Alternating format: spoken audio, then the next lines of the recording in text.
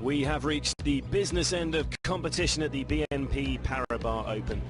With temperatures hitting 35 degrees Celsius, all 8 matches of round 4 were in a packed schedule at the Indian Wells Tennis Garden. Reigning champion Roger Federer was up against his fellow countryman and good friend Stanislas Wawrinka. The world number 2 seemed in control when he raced into a 1-set lead. Yeah, that's what he does best. Wawrinka must feel like Switzerland's eternal bridesmaid to the 17-time Grand Slam winner, but with Federer serving for the match, Stan hadn't read the script. Oh, that's another piece of magic. The world number 18 is capable of causing extreme discomfort to the very best, and with Federer rattled, the match was evened up in a tie break. This one was going the distance. Outstanding shot selection. 13 times the Swiss stars have played each other. 12 have been won by Federer, and although the third set was tight, eventually the knockout punch was delivered. And somehow Federer gets out the win.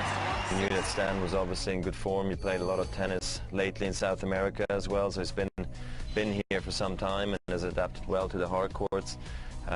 Should have served it out, I guess, in the second set, but then at the end, consider myself lucky to have come through 3 sets tonight. The tantalizing prospect of a Federer-Nadal quarter-final was edging closer, but first the Spanish superstar had to face Ernest Gulbis. The Latvian's on a 13-match winning streak, and you could see why. He played a sublime first set. Nadal was on the ropes. The 2-time Indian Wells champion, though, came back fighting in the second. What an injection of pace! It was turning into one of the games of the tournament. In the end, Nadal's big match experience gave him the edge. And Stadium 1 erupted. So we will get Rafa and Roger tomorrow night. Probably this match arrives a little bit early for me. I need more time to be 100% ready to compete against players like him. But I'm gonna try my best. I'm gonna try to enjoy the match, and I'm gonna try my best to have a good result. But I know it's gonna be the times that he's in more advantage. So Gulbis' winning streak is over, but there was little chance of Novak Djokovic's 20-match victory run being ended by the last American standing. Sam Querrey was dispatched with ruthless efficiency. Oh, I think he's made that one too. Yeah, he did. Perfect. Next in store for the Serb superstar is Jo-Wilfried Tsonga, who suffered a scare in his first set against Milos Raonic when he twisted his knee. With his movements affected briefly, the Frenchman dropped the first set 6-3, but showed admirable reserve to rebound immediately, taking the decider 7-5, 6-4. That's a massive forehand. On paper, Andy Murray's fourth-round clash with world number 85 Carlos Spurlock looked straightforward enough. But he had to survive 2 breaks of serve to see out the opening set in a tiebreak.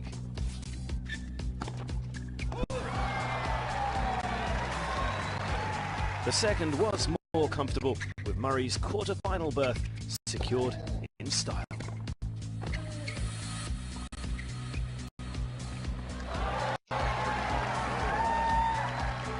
There have been some epic clashes between Murray and Juan Martín del Potro over the years, and we have another to look forward to in Indian Wells after the Argentine demolished Tommy Haas.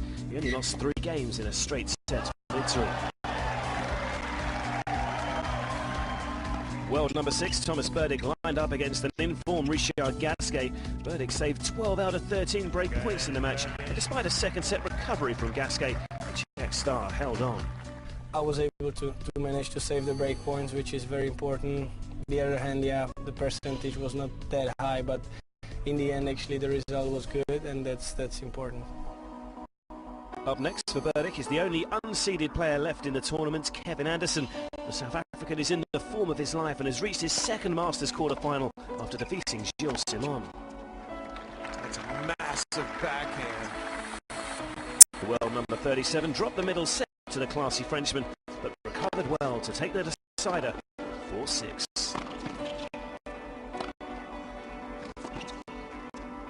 Oh wow, what a shot from Anderson. to the last 8 then, with the undoubted highlight, Federer against Nadal. You can watch highlights from that and the Burdick-Anderson tie on Tennis TV.